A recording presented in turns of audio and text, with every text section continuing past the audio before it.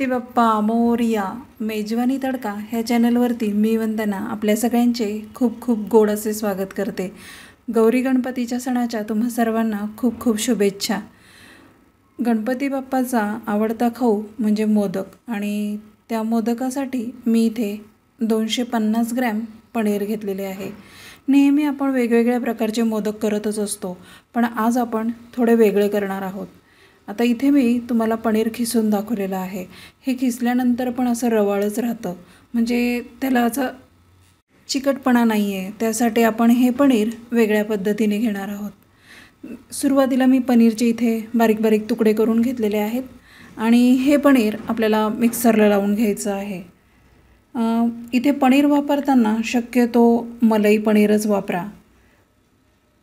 तुम्ही असं खिसून हाताने मॅश करू शकता, पण ह्या सणाला आपली खूप धावपळ असते, त्याच्यामुळे तेवढा वेळ आपल्याला भेटत नाही, म्हणून आपण इथे मिक्सरला बारीक करून घेणार आहोत.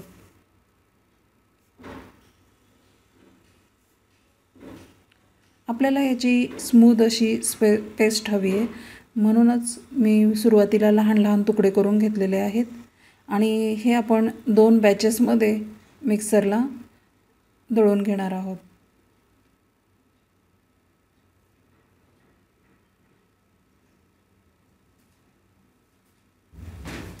मिक्सरला बारीक केल्याने आपलं काम अजूनच सोपं होतं.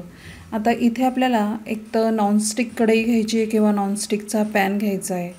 त्यामध्ये मी हे मिक्सरमधलं मिश्रण पनीरचं काढून घेतलेलं आहे, आणि त्यातच मी अर्धा कप मिल्क पावडर घातलेली आहे. सुरुवातीला आपल्याला सगळं साहित्य गॅसवर न ठेवताच यामध्ये मिक्स करून घ्यायचं आहे, आणि त्यानंतर पाव कप खोबऱ्याचा किस घातलेला आहे. जो आपण बाजारातून विकत आणतो तो सुका किस आहे. तुम्ही इथे ओलं खोबरं पण वापरू शकता, आणि 2 ते 3 थेंब पिवळा रंग घातलेला आहे.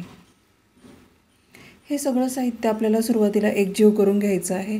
तुम्ही गॅसवर ठेवलं आणि त्यावर असं एक एक साहित्य टाकत गेलं तर मिल्क पावडरच्या गुठळ्या होऊ शकतात, त्याच्यामुळे आणि वेळ जास्त जाईल. त्यासाठी आपण हे सुरुवातीला खाली एकत्र करून घेतलेलं आहे. आणि यामध्ये आता फक्त पाव कप आपण पिठी साखर घातलेली आहे. पिठी साखर दळतानाच मी त्यामध्ये वेलची पावडर घातली आहे. तुम्ही जर वेलची पावडर नसेल घातली तर इथे तुम्ही इसेन्स पण घालू शकता. आता हे सगळं साहित्य आपण छान एकजीव करून घेतलेलं आहे, आणि आता आपल्याला हे गॅसवर ठेवायचं आहे.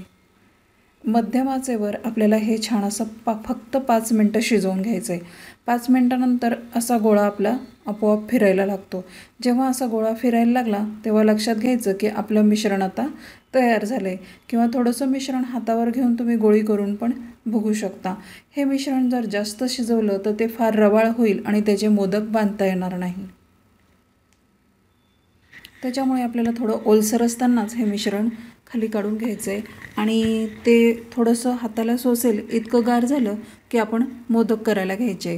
आता त्यामध्ये मी इथे रोज पेटल्स घालत आहे, आणि थोड्याशा केशरच्या काड्या पण घालत आहे. हे घालणं पूर्णतः ऑप्शनल आहे. तुम्हाला जर घालायचं असेल तरच तुम्ही घाला, नाहीतर हे साधे पण मोदक खूप छान लागतात. आता इथे मी मोदकाचा साचा वापरते आहे. ह्या साच्यामध्ये मोदक अगदी सुबक तयार होतात, आणि आपलं काम पण सोपं होतं, पटकन मोदक होतात. त्यासाठी मी इथे साचा वापरते. साच्याला सुरुवातीला आपल्याला ग्रीस करून घ्यायचं आहे. थोडंसं तुपामध्ये बोट बुडवून मी साच्याला ग्रीस करून घेतलेलं आहे, म्हणजे मोदक आपले पटकन निघतात आणि तुटत नाहीत.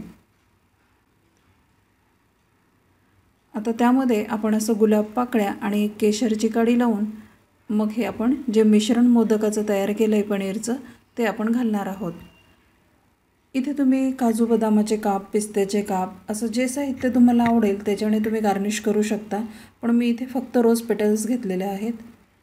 आणि आता प्रत्येक पाकळीमध्ये आपल्याला हे असं मिश्रण थोडंसं दाबून घ्यायचं आहे, म्हणजे आपलं केशर काडी किंवा रोज पेटल जिथल्या तिथे सेट होतात. आपण साचा बंद केल्यानंतर ते इकडे तिकडे सरकत नाही, म्हणून आपल्याला थोडं थोडं मिश्रण तिन्ही पाकळ्यांमध्ये भरून घ्यायचं आहे.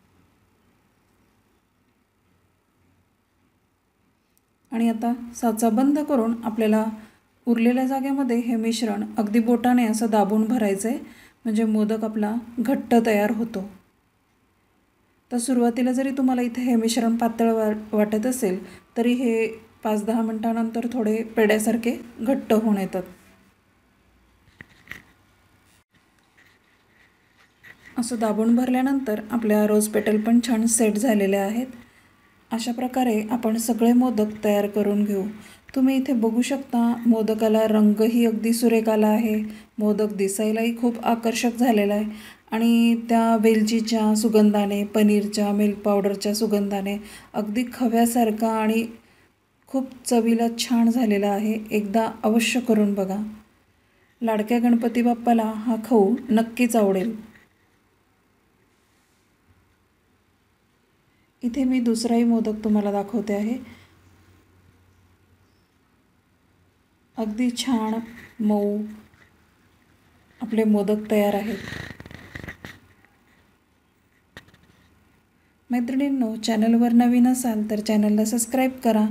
रेसिपी तुमच्या मैत्रिणींना शेअर करा आणि तुम्ही मोदक करून बघितल्यानंतर ते कसे झाले मला नक्की कमेंट करा.